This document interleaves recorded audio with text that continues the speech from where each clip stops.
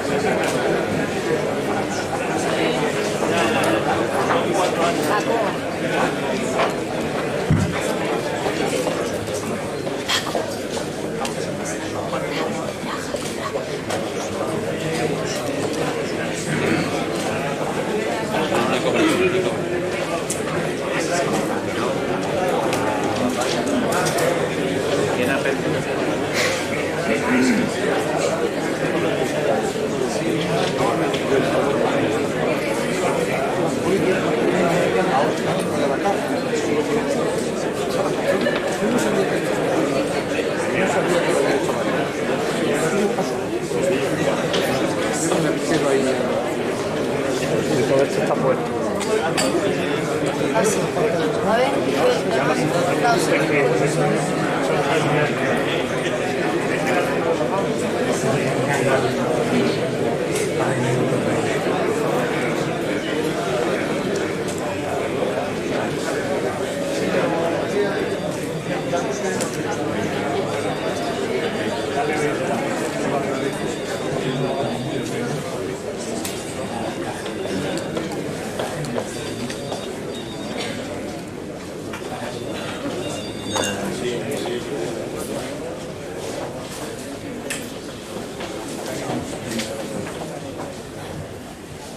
Buenas tardes, excelentísimo señor presidente de la Junta de Extremadura, dignísimas autoridades, señoras y señores, queridos socios de la Real Sociedad Económica Amigos del País Extremeña de Badajoz. Es para nosotros, Económica, un honor iniciar el curso y iniciar el ciclo de conferencias con el presidente de la Junta de Extremadura. Profundo agradecimiento de la sociedad personal por haber accedido inmediatamente que se le dijo. Me preguntaban si habíamos puesto los títulos de las conferencias nosotros. Por favor, es un sitio donde hay un ambiente libre, abierto, y cada uno puede hablar de lo que quiere, como quiera, respetando siempre. Siempre ha sido así, desde hace 192 años. La biografía o currículum del presidente me recuerda a mí un libro de la época clásica que es Las vidas paralelas de Plutarco. Y en este caso sí, son dos vidas paralelas suyas, la técnica como médico y legalista, como médico jurista y también como político. Es decir, hay un paralelismo perfecto entre una y otra cosa que llega a un fin, y este es el fin. Mejor dicho, un principio alto que es presidente de la Junta de Extremadura. En el año 83 es licenciado en la Facultad de Medicina de Córdoba. No pudo hacerlo de aquí porque entonces no existía la Facultad de Medicina de la Universidad de Extremadura. La licenciatura en Medicina y Cirugía. En el 86 hace la oposición a forense, saca la oposición de médico forense, y sucesivamente va adquiriendo un valor importante en su biografía, esa trayectoria médico-jurídica. Por ejemplo, cuando hace una oposición en un centro de estudios jurídicos, consigue el número uno. Luego la trayectoria esta hace posible el reconocimiento también, no solamente como médico, sino como abogado realmente del mundo de la medicina legal. Le conceden la encomienda de San Raimundo de Peñafort, que es una condecoración muy importante del mundo del derecho. Y de pronto él empieza a iniciar, esta sería un prólogo, un segundo periodo, que es el periodo que se dedica también a la enseñanza universitaria, o a la enseñanza en ciertos técnicos, en ciertos centros muy técnicos. Él ha sido profesor de la Universidad de Valencia y ha sido profesor también de la Universidad de Extremadura en toxicología y me parece que en medicina pública. Me tiene que perdonar si a mí se me olvida algún detalle, porque he estudiado con mucho cariño su biografía, una biografía que tiene fuerza. No es simplemente dar aquí una relación de actividades, de actos o de premios, es algo más entrañable,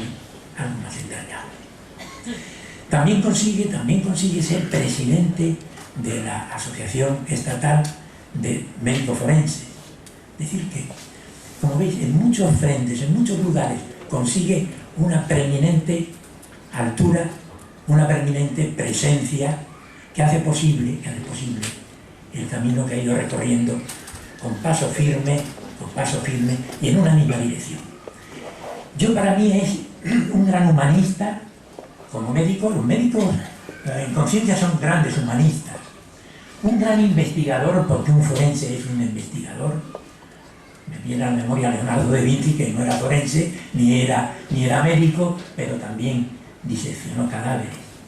Me viene a la memoria la Escuela de Medicina de Guadalupe, donde se hace la primera disección de un cadáver en España. Nada menos que en Extremadura. Sigue esa carrera magnífica y entronca de pronto ya con la política, pero con la política dentro de su vocación de medicina y de legislación. Primero es director general de la Consejería de Sanidad y Consumo. Después fue ya consejero, que pintiparado para su manera de pensar, de sentir y de ser. Consejero de Bienestar Social, que caramba, sí señor, un humanista, un legislador en el mundo de la medicina, y luego por fin, desde 1999 al 2007, consejero de Sanidad y Consumo. Formidable. Hablábamos hace un momento, un amigo común, de la seguridad social, el cambio que dio en su momento. Me refiero al momento suyo. Y efectivamente fue un cambio radical. Un cambio radical que él, desde el puesto que tiene ahora, sigue promocionando y haciendo posible que continúe cada vez mejor. Recuerdo una anécdota de mi padre que decía: cuando vivía mi abuelo, había que ahorrar por si venía una enfermedad. Esto es monstruoso. Y no nos damos cuenta de lo que tenemos con la seguridad social, con las pegas que le pueda poner cualquiera, allá ellos. Tenemos la mejor seguridad social del mundo, la mejor sanidad del mundo. Cuando sale uno fuera y empieza uno a oír en Inglaterra, en Norteamérica, en Alemania, en Francia, estoy hablando de países de primerísima fila mundial, no tienen una sanidad ni una seguridad social como nosotros. Por fin ya en el 2007, en unas elecciones que gana de una manera fabulosa, es nombrado presidente de la Junta de Extremadura. Y en el 2008, en una fecha muy rara, 18 de julio, hay un congreso, el 10º congreso del Partido Socialista Extremeño, y realmente por unanimidad es secretario general del Partido Socialista Extremeño. Esta es esa trayectoria. No quiero extenderme mucho, pero sí quiero decir unas cuantas cosas que creo que son oportunas ante un presidente de la Junta de Extremadura. No es que vaya a empezar de pedigüeño ya el director general, el presidente de la Caja y el director general sabe muchas veces que les pedimos ayuda. Y claro, les pedimos ayuda. Voy a enseñar un secreto. Esto es simplemente una cosa que va a servir para meter unos libros dentro. Fíjate, en la primera página de este sitio donde se van a meter estos libros que van a ser como un aparato bibliográfico, como el que hizo nuestro socio, el gran Vicente Barrantes. Una cosa nueva. Y atención, señor presidente de la Junta, perdón, de la Caja y señor director general. En el inverso, o en el reverso, va a ir el edificio de Caja Badajoz. Esto que une a Extremadura, esto que hace posible que Extremadura sea una cosa de conjunto, histórica, religiosa, artística, en todo sentido. Y esto que es el futuro de Extremadura. Porque el futuro económico de Extremadura, como cualquier reunión, cualquier sociedad, radica en la economía. Pediremos ayuda para poder hacer el libro. Pediremos ayuda, sí. Porque el libro va a ser una edición mínima. Y va a ser el recuerdo que le vamos a dar, en cuanto lo tengamos, al presidente de la Junta de Extremadura. Reservaremos uno para el rey, por si lo acepta y se lo podemos llevar. El segundo para el presidente de la Junta de Extremadura. Claro. El tercero será para Caja Badajoz, claro, para uno y otro representante de Caja Badajoz. Y no es que sea una especie de truco para que paguen, sino todo el libro parte del libro, por lo menos el interior. Sí. El libro va a ser lo siguiente. Varios libros pequeños donde van a ir las portadas, y por detrás de cada portada, pues una relación de lo que representa ese libro para Extremadura. Primero un libro sobre Extremadura, historia, arte, etcétera, etcétera. Otro libro sobre la ciudad de Badajoz, donde vivimos. Otro libro, las portadas de los libros que escribieron los socios de la Sociedad Económica de Amigos del País, desde el siglo XIX hasta nuestros días. Es un homenaje a ellos y una demostración de fuerza intelectual y de fuerza social también. Y el cuarto y quinto libro va a ser la historia de la económica de Badajoz y la historia de Caja Badajoz. Fuimos fundadores de Caja Badajoz. Lo repito muchas veces esto, me vais a perdonar que sea tan pelmazo en esta afirmación que hago. No solo lo funda la Sociedad Económica, la Caja de Badajoz, sino que tuvo durante 8 años en su local social, allí tuvo las oficinas. El 80 y tantos % del capital inicial lo pusieron los socios de la Sociedad Económica y trabajaron gratuitamente durante esos 8 años socios de la economía.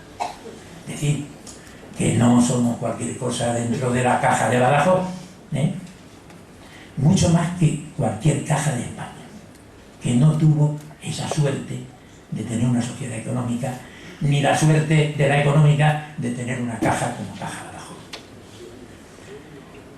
Leyendo la apertura, lo que dice el periódico, porque no estuve en Cáceres, de la inauguración del curso universitario, he seguido las palabras del presidente y me han interesado muchísimo.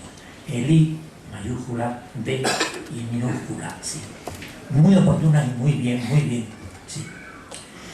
Nosotros tenemos un lema que dice: enseñando fomenta. Está en la bóveda de nuestro antiguo local. Enseñando fomenta. Fomentar, hubo un ministerio que era el Ministerio de Fomento, que era para producir cosas, hacer cosas, carreteras y tal, cosas que hizo la económica, pero enseñando, enseñar. Y no solo enseñar, sino otro valor más, que es educar. Queremos ser ejemplo de enseñanza y educación. Y próximamente tenemos en marcha una cosa que es hacer una fundación que tendrá su sitio en la antigua residencia nuestra, una fundación que se va a llamar Artes, Humanidades y Ciencias. ¿Cómo poder coordinar para enseñar en conjunto todo ese mundo que hay que enseñar desde la primaria hasta la universidad, sin olvidar algo que sé que es muy del aprecio del presidente y del anterior presidente: la Universidad de Mayores. Sí, señor. Una de las obras culturales, sociales, más importantes que se han hecho en el siglo XX, en Badajoz, en Extremadura. No quiero cansaros más. Muchas gracias, y próximamente, el día 6, tendremos la conferencia de Juan Carlos Rodríguez Ibarra. La siguiente no se va a celebrar porque el conferenciante pues ha llamado diciendo que no puede venir, debe tener alguna dificultad, no sabemos cuál. Se hará más adelante, y luego ya tendremos el día 9 la de Luis Romaño. Y más adelante vamos a hacer otro ciclo. Este es en homenaje a los presidentes, en homenaje a la autonomía extremeña, y vamos a hacer otro ciclo en homenaje a la Constitución del 78, a los 30 años de democracia, y vamos a traer a 3 de los exministros que todavía pululan por la vida esta nuestra, Carlos Madrid, que son Oliar, el Juan Antonio Ortega de Ambrona y el Enrique Sánchez de León. Y ahí terminaremos ese ciclo, este y aquel, para celebrar una de las efemérides más importantes que ha tenido España en el siglo XX. Muchas gracias.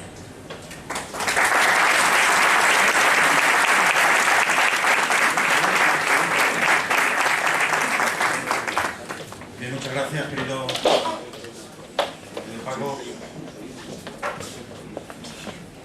Agradecerte tus palabras, solo matizarte una. Yo estudié medicina en Córdoba, porque vivía mi familia entonces, pero ya había facultad aquí, pero la facultad de medicina de aquí, dato del curso 73-74, de una batida de nuevas facultades de medicina que se pusieron en marcha en España en aquel momento, y todas se pusieron entre el 73 y el 78. Bien que me hubiera gustado haberlo podido hacer, pero como la vida te da la oportunidad de vengarte, ayer empezó el curso en la facultad de aquí y empezó mi hija a poderlo hacer, ¿no? Mirad, miren ustedes, todavía cuando él al principio ha dicho, señor presidente, yo todavía miro y esperando encontrarme a Juan Carlos. No me pasa todos los días, pero algunos días todavía me pasa, ¿no? Pero cuesta a veces hacerse a las circunstancias, y cuando ha estado uno en sitios donde ha estado antes con él, pues resulta a veces todavía más complicado. Yo creo que cuando has dicho que después de este ciclo se va a hacer un ciclo sobre la Constitución, lo veo enormemente indicado, porque creo que desde Extremadura la mayor y más rotunda afirmación que podemos hacer en estos momentos es precisamente esa, la de vincular dos hechos históricos los dos, pero que no se entienden el uno sin el otro. No se puede entender la Constitución española sin lo que ha representado después su desarrollo, y no se puede entender desde luego el Estatuto de Autonomía de Extremadura si no se entiende que nace como consecuencia de un gran pacto que fue el que representó la Constitución de 1978 para todos. Por eso agradezco a la Sociedad Económica de Amigos del País que haya hecho este ciclo de conferencias, sumándose así a lo que son los actos de homenaje que a lo largo de todo este año estamos haciendo a nuestro Estatuto de Autonomía y a lo que ha representado la España de las autonomías, porque queremos vincularlo con el próximo 6 de diciembre, en el que se cumplen los 30 años de que se aprobó la Constitución española. Si uno se relee, yo me la he releído este verano, me he releído el Estatuto de Autonomía de Extremadura completo durante las vacaciones, intentando además saborearlo, ¿no? Sacarle todo el provecho que tiene. Si uno se lee el Estatuto de Autonomía de Extremadura, ahora, 25 años después, es cuando le da todo el mérito que tiene. Que en aquel momento, en el que desde luego quienes se pusieron a construirlo, estoy seguro que no podían imaginar lo que aquello iba a representar para Extremadura, sencillamente porque era un mundo nuevo, era una etapa nueva en la vida de nuestro país, donde había una experiencia en estatutos de autonomía en épocas anteriores en alguna comunidad, pero desde luego no en el resto, donde había o estaba arraigada la idea autonómica en algunas comunidades, pero desde luego no en el resto. Era difícil, por lo tanto, poder imaginar hasta dónde podría dar de sí lo que iba a representar aquel estatuto de autonomía. Bueno, pues desde esa conciencia, que ahora es muy fácil interpretarla, pero que entonces tuvo que ser enormemente difícil llevarla a la práctica, es cuando se le da todo el valor que tiene el Estatuto de Autonomía y su vigencia hoy. El hecho de que estemos en un proceso de reforma del estatuto es sencillamente, como intentaré en esta charla poner de manifiesto para no comerle a los demás conferenciantes su intervención, pero lo que representa, yo creo, es precisamente haber sido capaz en aquel momento de identificar con tanta claridad elementos que iban 25 años después a perdurar con tanta evidencia, y donde además se pone de manifiesto, como ahora repasaré brevemente, dónde había que poner el énfasis, dónde había que poner el acento, y que era lo que en aquel momento necesitaba una Extremadura para llegar a un sitio que en aquel momento no se sabía muy bien a cuál podía ser o a dónde podía llegarse. Lo más importante de todo, de luego, si yo tuviera que resumir en un objetivo claro, ¿para qué ha servido el Estatuto de Autonomía de Extremadura? Yo destacaría para que nos sintamos extremeños. Es decir, hay que reconocer que hoy, cuando a un extremeño le preguntan, sobre todo fuera de aquí, ¿de dónde es? Yo soy extremeño. Y tenemos que reconocer que seguramente si nos lo hubieran preguntado hace 25 o 28 años, hubiéramos dicho, pues yo soy de Badajoz o yo soy de Cáceres. Y ahora la gente primero dice, yo soy extremeño. Y luego se le preguntan, ¿extremeño de dónde? Pues extremeño de Cáceres o extremeño de Badajoz. Pero esa sensación de pertenencia, esa sensación de pertenecer a un espacio común, identificado, que se llama Extremadura, yo creo que es la identidad que le ha aportado el Estatuto. El Estatuto habla de identidad regional, de una identidad regional que no necesariamente entonces todo el mundo tenía. Y el Estatuto la ha producido, la ha provocado. Ahora hay un orgullo de ser extremeño en el norte, en el sur, en el este y en el oeste. Yo que me pateo Extremadura de cabo a rabo, la gente tiene sensación de pertenencia. Es verdad que es una región grande, es verdad que es una región en la que tiene pueblos en el norte que han tenido una enorme influencia castellano-leonesa, castellana, que hay pueblos en el sur con una enorme influencia andaluza, pero que ha surgido una identidad propia, un sentimiento propio de pertenencia, que hace que hoy la gente se identifique con ser extremeño, no solo sin ningún tipo de temores, pero lo más importante, sin ningún tipo de complejos. Y aunque solo hubiera sido para eso, yo le daría ya todo el valor a lo que ha representado el Estatuto de Autonomía de Extremadura. Pero además ha servido para algo muy importante. Mirad, cuando se está 25 años en la vida de cualquiera, la vida de cualquiera de nosotros, y analizamos nuestra vida y dice, oye, en los últimos 25 años, desde que yo tenía 23 ahora, o desde que yo tenía 27 ahora, desde que yo tenía 18, voy repasando cuál ha sido la historia de mi vida. Y la historia de un pueblo es como la historia de las personas. Lo que pasa es que es la historia de muchas personas, pero al fin y al cabo es la historia de una comunidad, de una comunidad de hombres y de mujeres. Si analizamos en cada uno de nosotros individualmente lo que han sido las grandes decisiones de nuestra vida y las repasamos con la perspectiva de ahora, como vemos ahora las cosas, a veces decimos, oye, pues quizás aquello lo hubiera hecho de otra manera, o esto otro lo podía haber hecho de otra manera. Pero cuando se puede analizar la historia de esta comunidad, de esta autonomía, después de 25 años, y analizar lo que han sido las grandes decisiones que hemos tomado colectivamente, tenemos que reconocer que han sido decisiones trascendentales, que en los momentos en los que se estaban tomando no se tenía conciencia siquiera de la importancia de lo que se estaba haciendo, pero que ha conformado en definitiva una situación de una comunidad hoy que creo honestamente de la que todos nos podemos sentir orgullosos. Que en esa historia habrá habido momentos más dulces y momentos más amargos, ¿quién lo duda? Que habrá habido aciertos y junto a ellos puede haber habido algunos errores, evidentemente, pero que la suma general de lo que ha representado para Extremadura su autonomía, que al principio costó creer que muchos creyeran en ella. Si uno ve y se remonta a los periódicos de la época, a veces muchos aspectos de lo que fue la Extremadura autonómica ni siquiera fue titular en los periódicos de todo el proceso, cosa que ahora sería impensable. Y ahora, con la reforma de los estatutos que ha ocurrido ahora, 25 años después, los titulares de prensa que ha habido en todos sitios. En aquellos momentos, en muchos sitios de aquella España autonómica que estaba sufriendo, apenas era una noticia que pudiera aparecer en la página de portada de algunos de los medios de comunicación o en las noticias de salida de las emisoras de radio. Bueno, pues partiendo de aquella realidad, luego a lo largo de todo este tiempo, yo destacaría también un hito importante. La autonomía ha servido, como decía antes, para que tengamos identidad, para que nos sintamos. Decía Juan Carlos mucho, nuestra identidad no está en lo que fuimos, está en lo que somos, y sobre todo en lo que seremos. Pero sobre todo es la proximidad en la toma de decisiones. Yo lo he vivido de luego muy claramente en la sanidad, porque me ha tocado estar al frente durante muchos años. pero el hecho de tomar las decisiones cerca del lugar sobre el que hay que tomarlas, y sobre todo cerca de los ciudadanos, de la gente sobre el que hay que tomarlas, ayuda enormemente, de tal suerte que personas con la misma capacidad en uno y otro sitio de tomar las decisiones en Madrid a tomarlas aquí, solo por el hecho de poderlas tomar desde la proximidad, hay un porcentaje mucho mayor de poder acertar. Yo voy a poner simplemente un ejemplo que se entiende bastante bien y que es del área que yo más he dominado y controlado a lo largo de mi vida política.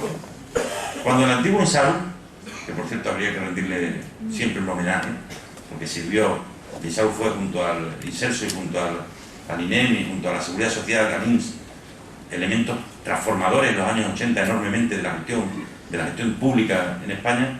Cuando Insalu tomó la decisión de poner en marcha una cosa que ahora ya forma parte de nuestra vida, pero que entonces no existía, que eran estas ambulancias que tienen ahí en el hospital provincial su sede, las unidades medicalizadas de emergencia, que es un instrumento que se utiliza para llegar a tiempo, para poder salvar vidas, sobre todo en proceso. Por eso a veces la gente se queja cuando las llaman de que no van. No es que no está para cualquier cosa, está para que cuando hay un accidente cerebrovascular o un accidente cardíaco puedan acudir, o cuando hay un accidente que pone en peligro la vida de las personas. Cuando se toma la decisión en Madrid se dice: va a haber una unidad medicalizada por cada 200.000 habitantes. Y se toma ese criterio para toda España, criterio homogéneo. ¿Qué ocurría? Que Extremadura tenía 1 millón, dividido por 5, 200.000 habitantes. Luego correspondían 5, y así se planificó.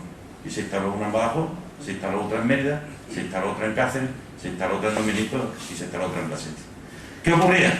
Que había más de la mitad de la población que no podía disfrutar nunca del derecho de tener un servicio de esas características cerquita. ¿Por qué? Pues porque esos servicios son útiles cuando están en una isócrona, en un tiempo de desplazamiento de 20 minutos. No valen cuando están a 1 hora.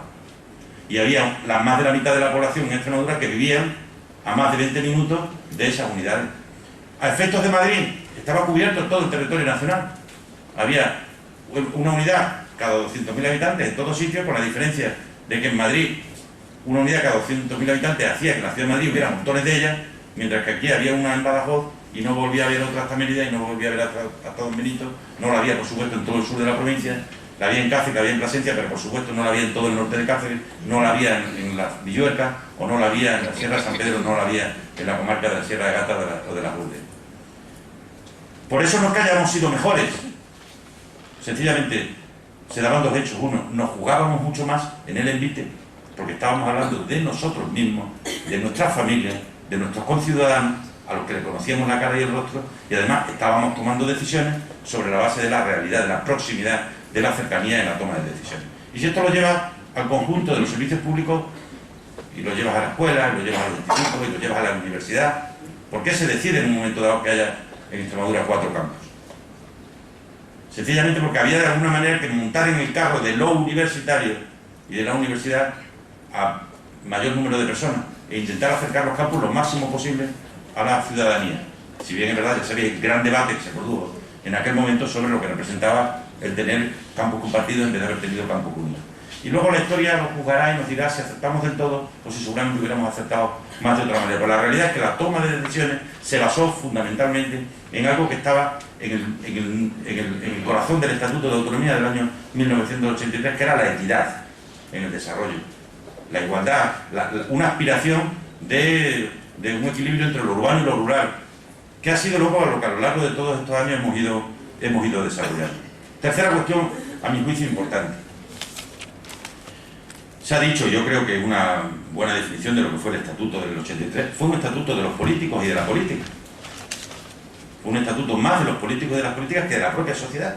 Que en aquel momento reconozcamos que no había en España una pulsión autonómica en todos sitios. Incluso hubo gente que tardó en descubrir lo que representaba, lo que significaba la autonomía, ¿no? Juan Carlos cuenta, y yo podrá contar muchas más cosas, que años después de ser presidente autonómico iba a algunos pueblos y la gente lo saludaba como lo ganador, porque era la mentalidad que teníamos. Y entonces había mucha gente que no se representaba que era esto de que además de Madrid hubiera otro presidente que también fuera presidente y de un gobierno en el entorno más cercano. Pero ese estatuto de la política y de los políticos fue haciendo que el conjunto de la sociedad fuera migrando hacia el proyecto regional, hacia lo que se ha venido denominando Extremadura, ese ser extremeño como un proyecto de todo y como un proyecto regional. Y sin pausa, sin hacer demasiado ruido, poco a poco todo se fue transformando. Los partidos políticos fuimos creando nuestras estructuras regionales, los sindicatos fueron creando sus estructuras regionales, los colegios profesionales han ido creando sus estructuras regionales, las ONG han ido creando sus estructuras regionales, las cajas de ahorro se fueron federando para conformar estructuras que dieran, oye, que tengamos un sitio para que de alguna manera nos veamos, nos sintamos hablando de lo mismo, sin necesidad de que haya unos y otros, sino que haya algo común que se llama Extremadura y que es un proyecto regional que teníamos que llevar a todos los ámbitos, ¿no? Lo fueron haciendo los empresarios, todos sin renunciar, sin rupturas, sin necesidad de hacer tierra quemada, es decir, desde aquí empieza algo distinto, ¿no? Fue una transición que se fue haciendo de tal manera que los pacenses y los cacereños se pusieron en común en los extremeños. Ya digo, sin tierra quemada y sin tener por qué cada uno abandonar su propia identidad provincial, que creo que es algo que también nos identifica a cada uno, ¿no? Y eso fue, yo creo, un proceso que se ha ido haciendo sin hacer demasiado ruido, pero ha sido un proceso enormemente importante a lo largo de todos estos años. Les voy a poner algunos ejemplos, aunque prefiero en mi intervención centrarme más en el presente y en el futuro, como es su título, pero simplemente algunos ejemplos de algunas cosas que a mi juicio tienen mucha importancia en estos años, a pesar de que quizás no se le haya dado, y que se han hecho y que tienen un porqué. A mí siempre me gusta mucho en la vida el que cuando se hace algo se cuente el porqué. Porque si uno cuenta el porqué, podrá haber gente que esté de acuerdo contigo o no esté de acuerdo. Podrá estar de acuerdo o no, pero te entiende. Y comprende que si detrás de las cosas hay razones y hay argumentos. Bueno, pues de casi todo lo que se ha hecho a lo largo de estos años hay un porqué. Y ese porqué está en el Estatuto de Autonomía. Cuando uno se va al artículo donde pone objetivo fundamental, principio general básico de los extremeños y extremeñas, elevar el nivel cultural. Y mira por dónde hace 4 días, antes de esta conferencia, se publica en toda la prensa de España, por parte del Ministerio de Cultura y por parte de la Fundación Ademar Ruiz Pérez, que somos la comunidad autónoma con más bibliotecas. Podemos decir, 25 años después hemos cumplido. Pues seguramente se podrían haber hecho otras cosas, pero pasar de la situación que había en el año 1983 a ser la comunidad autónoma con mayor número de bibliotecas, pues podemos decir, oye, en parte, Extremadura, los extremeños y las extremeñas han hecho esto porque el Estatuto de Autonomía lo indicó y lo hemos tomado como un compromiso necesario para cumplir. Es decir, fomentar el bienestar social en el Estatuto de Autonomía. Y hace 4 o 5 días, también en la prensa, nos encontrábamos con que Cataluña y Extremadura tienen la mejor red de cuidados paliativos de España. Bueno, ¿significa eso algo importante? Pues significa algo muy importante. Significa que se puede perder la batalla frente a la muerte, pero no se puede perder nunca la batalla ni frente al sufrimiento ni frente al dolor. Y tenemos una red que hoy llega a todos los ciudadanos de Extremadura, una red muy innovadora, basada en unas unidades de cuidados paliativos, pero en la que participan prácticamente todos los centros de salud de Extremadura, toda la atención primaria de Extremadura, y uno se oye, ¿y esto, con esto qué hemos estado haciendo? Hemos estado cumpliendo un mandato imperativo que se puso de manifiesto en el Estatuto del 83. Se decía, el Estatuto, debemos crear condiciones favorables para el progreso de Extremadura. Y hay un dato que es incontestable, que el número de empresas. Había 9.454 y hoy hay 66.000 largas. ¿Se han creado a lo largo de todos estos años las condiciones favorables para el progreso de Extremadura? ¿Habrá quien haya podido pensar que se podía haber creado más? Estamos de acuerdo. Pero será más fácil ponernos de acuerdo si reconocemos que todo lo que hemos ido haciendo no ha sido fruto de la invención, sino fruto de un mandato estatutario que nacía de la voluntad firme de poder desarrollar un proyecto común que se llama Extremadura. Cuando hablaba el Estatuto de Autonomía del 83, de la transformación agraria, yo supongo que quienes aquello lo escribieron estaban pensando en que podía algún día ser una realidad lo que hoy es una comunidad autónoma que es de las principales exportadoras de fruta de España, donde el sector hortofrutícola hoy el 70% de lo que aquí se produce se exporta afuera, donde somos de los primeros productores de España, donde somos los primeros productores de arroz, unos productores importantísimos de tomate, productores importantísimos de tabaco, pero lo más importante es que se transforma aquí. Esta tarde me ha llamado un empresario del sector de la transformación para que intentemos como sea con las cooperativas hablar, porque tiene vendido todo el tomate que le llegue y que lo transforme, porque tiene en época de crisis vendido prácticamente todo lo que le llegue por la calidad del producto que se siembra, lo que ha nacido del aprovechamiento de los regadíos, de una mano de obra mucho más cualificada, de una incorporación de la tecnología al mundo del campo. Y todas esas cosas, que son solo 4 ejemplos, si tú las vas viendo, tú vas encontrando en el Estatuto de Autonomía montones de razones, de argumentos de por qué se han hecho las cosas. De montones de razones y de argumentos de por qué se han llevado a cabo determinados objetivos esenciales y no se han llevado a cabo otros. Porque alguien pensó entonces que esa era la Extremadura que había que construir sin que, ya digo, y los protagonistas tendrán la posibilidad de decirlo en los próximos días, los que participamos activamente en aquel momento, sin que en aquel momento seguramente se tuviera claro esto hasta dónde iba a llegar. 25 años de estatuto, evidentemente, han producido un gran cambio en Extremadura. Pero ahora llega un momento en el que uno dice, voy a leerme el estatuto como yo he hecho, a ver si veo toda la Extremadura de hoy. Y ocurre que ha cambiado tanto que en el estatuto de 1983 no se ve ya toda la Extremadura de hoy. Algunas por razón obvia. Por ejemplo, la Unión Europea. Hoy Extremadura participa de un proyecto político que no era del que participaba en el año 1983. Nosotros participamos en un proyecto que se llamaba España. Somos una parte de España. O mejor dicho, somos España. Porque a mí eso de que España sea la suma de 17 partes no me gusta. España es otra cosa. Si fuera la suma de 17 partes no sería España, sería otra cosa. Nosotros somos España, pero somos también Europa. Y en el Estatuto del 83 no estaba la Unión Europea, con todo lo que ello conlleva de derechos, pero también de obligaciones. Y eso hay que trasladarlo al Estatuto. Y esa es una de las razones por las que planteamos el que es necesario abordar una reforma de ese estatuto para que cuando lo terminemos de reformar se identifique perfectamente su predecesor, pero se incorpore todo aquello que permita ver una fotografía más exacta de lo que es la Extremadura de hoy. Extremadura tiene hoy una representación en el exterior.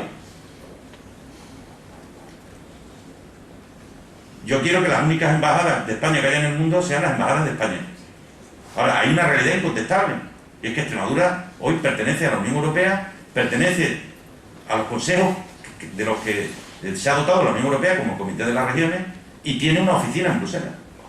Entonces esa realidad hay que trasladarla al ámbito estatutario, para que con el máximo rango de ley, que es el de ley orgánica, haya determinadas instituciones que sean contempladas. Si Extremadura forma parte del Comité de las Regiones de Europa, debe ser algo que se proyecta hacia el futuro y a mi juicio debe de estar incorporado al estatuto. Que conste que las cosas que yo voy a decir hoy aquí son cuestiones que están para discutirlas y para discutirse donde hay que discutirlas, que es la comisión parlamentaria que se está encargando de la reforma del estatuto. Porque yo he querido, desde el primer momento lo dije, que todo el protagonismo lo tenga el Parlamento y la sociedad civil. Y la Junta renuncia expresamente a ser quien pilote lo que tiene que ser la reforma estatutaria. El Parlamento, los representantes de los ciudadanos, con aportaciones de la sociedad civil. Pero evidentemente hay ejemplos que ponen de manifiesto que esa fotografía hay que retocarla. ¿Para qué? Pues para que retocándola la veamos con los ojos de hoy y nos podamos identificar con ella. Así que cualquiera que vea el Estatuto de Autonomía de Extremadura, yo aquí no he hecho en falta lo que yo estoy viendo hoy a mi alrededor. Para eso, yo creo que hay que partir de unos presupuestos esenciales. El primero, el Estatuto de Autonomía tiene que ser reformado como consecuencia de un gran pacto político y de un pacto social. Pero no solo por una cuestión de mayorías, que también, sino por una cuestión de sentido común. Es decir, que el Estatuto de Autonomía tiene que ser un estatuto con el que se sienta cómodo, con el que pueda gobernar cualquier fuerza política que en Extremadura pueda gobernar.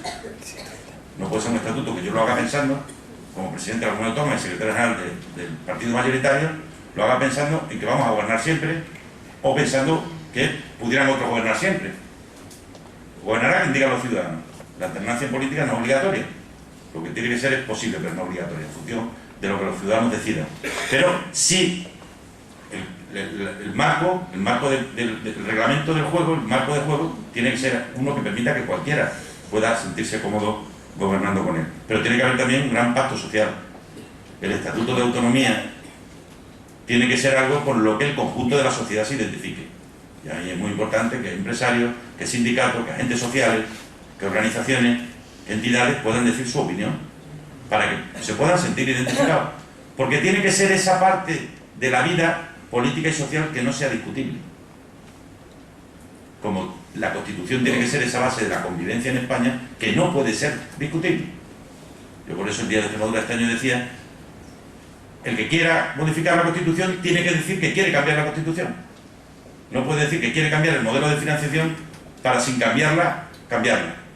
Sin necesidad de modificarla, cambiarla. El que quiera abiertamente decir, yo quiero, lo tiene que decir.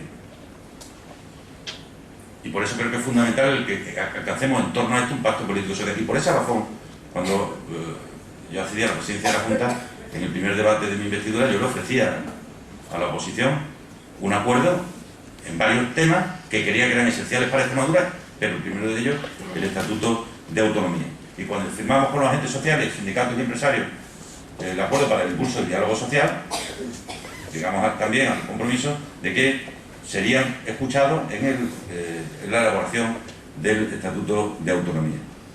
Tiene que ser un estatuto nuestro, por lo tanto nada de copiar y pegar. Extremadura es Extremadura. Y en la reforma del estatuto se nos tiene que ver a nosotros, no se nos tiene que ver a nosotros a través de los ojos de los que han podido poner otros en el suyo. Tiene que ser un estatuto que tiene que seguir siendo nuestro, propio, donde se nos identifique, y tiene que ser un estatuto donde no haya la más mínima duda de su constitucionalidad. Porque a mí, como presidente de la Comunidad Autónoma y como secretario general del Partido Socialista, me encantaría que todo el mundo entendiera que nosotros queremos reformar nuestro estatuto para seguir logrando más Extremadura y más España. No más Extremadura a costa de menos España. No más fortaleza de una autonomía a costa de mayor debilidad del Estado. Perdón, de la Administración Central del Estado, porque Estado somos todos. Porque si somos capaces de ser más fuertes nosotros, sin que para ser más fuertes nosotros sea más débil el Estado, seremos doblemente fuertes. Mientras que si para ser más fuerte uno tiene que ser más débil, lo que nos une a todos, que es el gobierno de España, la suma final será que seremos todos más débiles. Y además, tiene que ser una reforma estatutaria que incluya todo lo que a lo largo de estos años nos ha sucedido y que conforman una realidad nueva que no estaba recogida en el Estatuto del año 83. Ya he hablado del papel de Extremadura en Europa. Es decir, hoy, por ejemplo, el Parlamento extremeño ha acordado no hace mucho participar en la red europea de subsidiariedad. Es decir, Europa aprueba directivas, aprueba reglamentos que tienen que ser traspuestos en los países miembros no por los parlamentos nacionales, sino por los parlamentos regionales, pues son competencias que ya tenemos transferidas. Eso todo hay que llenarlo de seguridad jurídica. Y hay que llenarlo de seguridad jurídica con la norma de mayor rango, que es el Estatuto de Autonomía. Nuestras relaciones con Portugal. Es verdad que ya estaban en el Estatuto del 83. Pero todo lo que se ha hecho a lo largo de estos años y que hace, nos decía el otro día el embajador de Portugal, que vino a despedirse, pues se va como embajador a la Organización de Naciones Unidas, me decía, yo he sido testigo de lo que se ha hecho a lo largo de todos estos años, y yo creo que embajador lo entendemos mejor que en ningún sitio, de lo que se ha hecho para fomentar la interacción viva, ese iberismo activo que yo le llamo, las relaciones entre España y Portugal, no se ha hecho en ningún sitio. Es verdad que en Galicia también se han hecho muchas cosas, y eso que allí comparten lengua, pero hemos sido, sin duda ninguna, la comunidad autónoma donde más relación con Portugal se ha hecho por abajo. Se ha hecho mucha por arriba, institucional, y también mucho por abajo. Y eso lo sabemos viendo en nuestras calles, viendo a muchos portugueses vivir aquí, a extremeños vivir allí, a gente de aquí trabajar allí, gente de allí trabajar aquí, o a mujeres venir a parir aquí. Y se ha hecho mucho por fomentar lo que representa hoy día, yo creo, lo que más nos diferencia de los demás. El hecho diferencial de Extremadura toda la vida estuvo en que estaba en un fondo de saco, se topaba con una pared que era la frontera, y mira por dónde, cuando las fronteras salieron y saltaron por los aires, resulta que nuestro gran hecho diferencial es que tenemos ahí al lado a Portugal. Un país donde hay una enorme sensibilidad hacia Extremadura. Y a mí me gustaría que, junto a lo que ya se reflejaba en el Estatuto de Autonomía del 83 relativo a nuestras relaciones con Portugal, consagremos ahora hasta qué punto esas relaciones hoy día tienen un interés y una importancia desde el punto de vista no solo emocional, que también, sino económico, cultural, artístico. Y el día próximo 26 de noviembre, que voy a ir a ver al primer ministro de Portugal, pues le voy a anunciar que vamos a abrir, igual que tenemos en Bruselas, una casa de Extremadura en Lisboa para que cualquier extremeño, sea un artista, un comerciante, un empresario, un profesional y además las propias instituciones de aquí tengan una dependencia que no es una embajada de Extremadura. La embajada de Extremadura en Lisboa es la embajada de España. Es una oficina que permita a Extremadura poder desarrollar todas sus potencialidades a través de la proximidad, a la cercanía que tenemos con Portugal. La cooperación con el tercer mundo. ¿Cómo íbamos en el año 83 nosotros a establecer que teníamos que hacer cooperación al desarrollo con el tercer mundo? Si lo que estábamos buscando es quién quería cooperar con nosotros desde el punto de vista del conjunto de España. Y lo que necesitaba entonces era gente que confiara, que creyera en nosotros, que invirtiera aquí y que generara riqueza. Pero 25 años después las cosas han cambiado. Y a mí me gustaría que esto fuera algo que figurara también en el Estatuto de Autonomía. Y me gustaría que cuando llegue el momento, el Parlamento lo tuviera a bien y lo pudiera valorar. ¿Por qué? Porque sería bueno que fuera también una seña de identidad de Extremadura. Que las cosas vayan bien, vayan regular o vayan mejor en lo económico. No nos olvidemos nunca de que hay otros por ahí que tienen lo que a nosotros en muchas ocasiones casi nos sobra. Y que tengamos ese compromiso de desarrollo de políticas de cooperación con África, con América Latina, con los países que más lo necesitan como un elemento diferencial, como un hecho, un sello de calidad como autonomía. En el año 83 se hablaba de emigración y se ve, cuando uno se lee el Estatuto del 83, ves a Extremadura sangrar por la herida. Si alguno lo tiene en casa, que lo lea, porque se ve cómo sangrábamos por la herida de la emigración y la importancia que le dábamos a establecer cordones umbilicales con toda aquella gente que se había tenido que ir. Hay una frase en el Estatuto que es tremenda: derecho a vivir en Extremadura, dice nuestro Estatuto. Los extremeños tienen derecho a vivir en Extremadura. Fijaros qué sensación habría en aquellos momentos para que hubiera que poner en un Estatuto de Autonomía, que a mí algunas veces ahora me entran ganas de enseñárselo a algunos, cuando le oigo decir algunas cosas, el derecho a vivir en Extremadura. Pues ahora tenemos gente que no son de aquí y que han venido a vivir aquí sin ser de aquí. Y es bueno que seamos capaces también, de la misma manera que a muchos extremeños entonces se les reconocieron sus derechos fuera, que nosotros ahora también en las normas de mayor rango seamos capaces de reconocérselo aquí. Todo lo que ha representado la tecnología de la información y la comunicación, claro, en el Estatuto de Autonomía del 83 no puede estar porque no existía. Se hablaba de carreteras, se hablaba de comunicaciones terrestres, pero lo que hoy representa, y desde luego lo sabemos muy bien los que estamos aquí, pero sobre todo los que tenemos hijos, lo que está representando de cambio de modelo de vida, de modelo de relaciones humanas, la tecnología de la información y la comunicación tiene que estar en algún lado, reflejado, para que nos demos cuenta que ha surgido una nueva manera de relacionarse, y esa nueva manera de relacionarse se llama Internet. Y los medios de comunicación lo saben mejor que nadie, porque saben cómo los chicos y las chicas jóvenes hoy día, pues lo que no les llegue a través del PC no les llega, porque no leen los periódicos como no sea por Internet y la tele la ven escasamente. Y he encontrado un nuevo núcleo de relaciones que está en las nuevas tecnologías y que condicionan, porque tiene que ser un objetivo. O eso llega a todos sitios, o se abre una nueva brecha social de unas características enormes. Es decir, lo que eran las diferencias entonces de poder ir a la escuela o no. Por cierto, en el año 83, cuando se aprueba el Estatuto de Autonomía, el 80% de las extremeñas y los extremeños o no tenían estudios o solo tenían estudios primarios.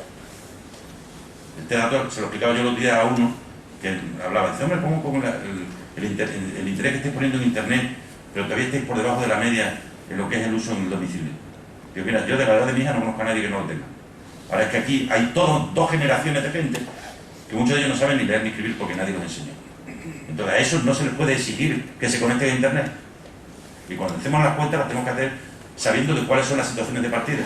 Pero a ver qué chico de hoy, de 18, 19, de 25 años, no se conecta a Internet.